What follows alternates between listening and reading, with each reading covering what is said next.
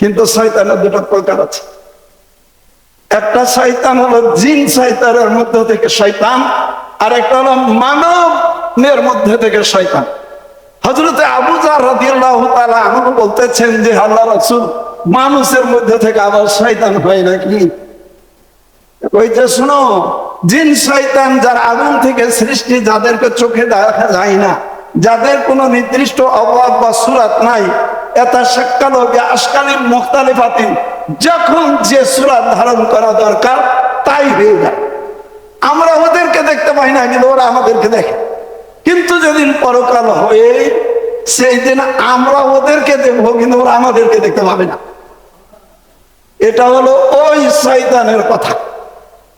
আর মানব শয়তান, আল্লাহ রাসূল বলতেছেন যে মানব শয়তান আমাদের মতোই নিজস্ব আত্মীয় স্বজন, পাড়া প্রতিবেশী, বন্ধু বান্ধব, যাদের সাথে চলি ফিরি, এরা হলো শয়তানের একটা গোষ্ঠী। তো জিন শয়তানের চাইতে মানব শয়তান বেশি ধুরন্ধর। বন্ধুর ভূমিকায় তাকে বিপদগামী করে ফেলে। এটা আরো মারাত্মক। ওপরে ওপরে বন্ধু সাইজা থাকবে, আস্তে আস্তে আস্তে আস্তে আল্লাহ পাকের শত্রুতে পরিণত করে দিবে। তাহলে আমরা ভালোভাবেই জানি, বিশ্বাসও করি এবং বুঝি যে শয়তান আমাদেরও শত্রু, আল্লাহ পাকেরও শত্রু, আল্লাহ পাকেরও শত্রু। আমরা বিভিন্ন কাজ এককভাবে করতে গিয়ে করি, আবার এককভাবে যখন কোনো কাজ সম্পাদন করতে গিয়ে হয়তো ব্যর্থ হয়ে যেতে পারি, তখন দু চারজনকে নিয়ে সভাটা যে একটু পরামর্শ করে দিই, পরামর্শ করলে একটু কাজে বরকত হবে। কি বলেন? তো শয়তানও তার নিজের কাজের বরকতের জন্য প্রত্যেক দিন সভা ডাকে। এটা হাদিস শরীফে আছে।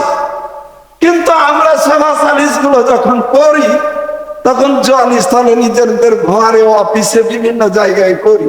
কিন্তু শয়তান সভাটাকে পানির ওপর, কিছু পানির ওপর চড়াবে।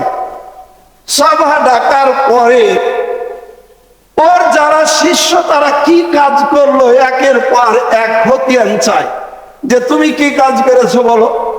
তো বলবে যে আল্লাহ পাক আজকে একটা জায়গায় একটা মার্ডার ঘটিয়ে দিয়েছি, এইরকম একটা কাজ করেছ, আর গাল লোকেরা কথা বলছে। আর একজন বলতেছে যে আল্লাহ পাক সন্তানকে দিয়ে বাপ মাকে পিটালছি খুব, তেমন কোনো কাজ করে নাই। মানে যে কাজগুলোতে আল্লাহ পাকের শত্রু হওয়া যায়, এ কাজের খতিয়ান পেশ করতে আল্লাহ পাক এক যুবককে এইরকম ভাবে অন্যায় একটা কর্ম করিয়ে ফেলেছে, তেমন কিছু কর্ম। এইরকম বলতে বলতে বলতে সব শেষ হওয়ার পরে একটা পুচকা ছোট শয়তান একদিকে বসে আছে, ও কিছুই বলে না। যে এত বড় বড় অন্যায় করার পরে কোনো নাম নাই, সুনাম নাই, তাই আমি যে অন্যায়টা করিয়েছি, তাই এই অন্যায়টার কথা বলি কি? এত বড় অন্যায় করার পরে কোনো সাব্বাস পেল না, থ্যাংকস বা ধন্যবাদ পেল না, আর আমি কি করে আমার ছোট কাজের কথাটা বলবো? বলবে কিন্তু তুই কি করেছিস বল। বলবে কিন্তু ওস্তাদ আমি এমন তেমন কোনো বড় কাজ করিনি যাতে করে আপনাকে আমি বলি। আমি একটা কাজ করেছি, একটা তোয়ালে বলে এলেন যে মাদ্রাসায় লেখাপড়া করতো, ভাবিকালে একজন আলেম হতো। আমি এই ছাত্রটাকে একটা পথের মধ্যে অন্যায় কাজ করিয়ে তার বাপ মাকে তার ওপর থেকে বিরক্তি ঘটিয়ে দিয়ে মাদ্রাসা লেখাপড়া ছুটে দিয়েছে।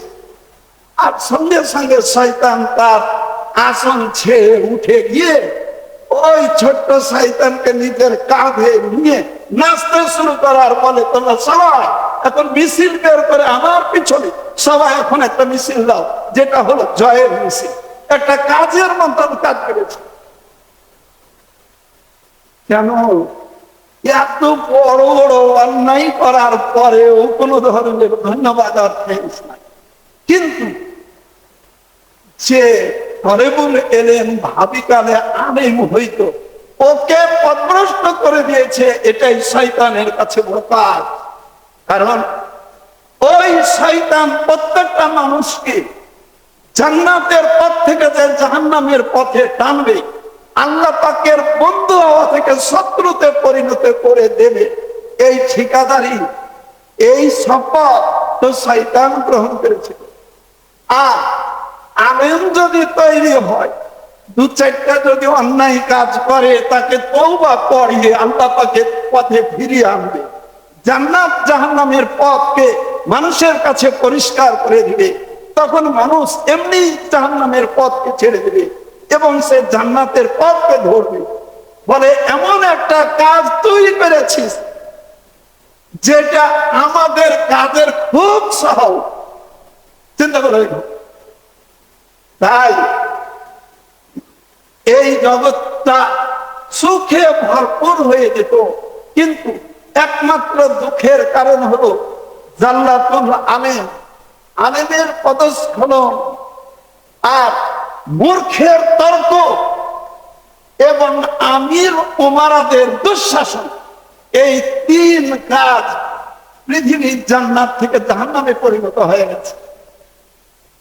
এই জন্য আল্লাহ রাসূল সদা সর্বদার জন্য তিনি আল্লাহ পাকের কাছে দোয়া করতেন যে আল্লাহ পাক, আল্লাহুম্মা আরসিদিল আইম্মাতা ওয়াগফির লিল মুআজ্জিরিন, যে আল্লাহ পাক যারা আনেন, যারা ইমাম, আপনি তাদের সৎপথ প্রদর্শন করুন। এরা যদি সৎপথে থাকে জগতের মানুষ সুপথে থাকবে, আর এরা যদি অসৎ পথে চলে যায়, এদের যদি পদস্খলন ঘটে যায়, সারা জগতের মানুষ পদস্খলিত হয়ে যাবে। ইমামে আজম আবু হানিফা রাহমাতুল্লাহ আলাইহি তিনি একদিন পথ দিয়ে হেঁটে যাচ্ছেন, এক ভালো হালকা বৃষ্টি হয়েছে, মাটি কিছু কাদা ভিজা আছে, তো দৌড়াদৌড়ি করতেছে। তো বলতেছে, এই বালক দৌড়াদৌড়ি করছে যেন, পড়ে গেলে তো তোমার হাত পা ভেঙে যাবে, তুমি বুঝো না? তো এই বালক বলতেছে, ইমাম সাহেব, আমি যদি পড়ে যাই তাহলে আমার হাত পা ভাঙবে, ব্যক্তিগত হবে, আমার ক্ষতি হবে, কিন্তু আপনি হলেন এই জগতের ইমাম, সিদ্ধান্ত দিতে গিয়ে, ফতোয়া দিতে গিয়ে, মানুষদেরকে আলোচনা করতে গিয়ে আপনার আলোচনা, আপনার সিদ্ধান্ত যদি সঠিক না হয়ে বেঠিক ফয়সালা দেন, অর্থাৎ সিদ্ধান্তটা যদি ন্যাংরা হয়, সারা জগতের মানুষ পথভ্রষ্ট হয়ে যাবে। ইমামে আজম আবু হানিফা রাহমাতুল্লাহ আলাইহি সাথে সাথে তিনি ইস্তেগফার পাঠ করে ওই বালকের জন্য দোয়া করেছিলেন যে আল্লাহ পাক ভাবি দিনে এই বালকটিকে তোমার দিনের মুজাহিদে পরিণত করে দিও। তাই আলেমদের সিদ্ধান্ত এটা মারাত্মক।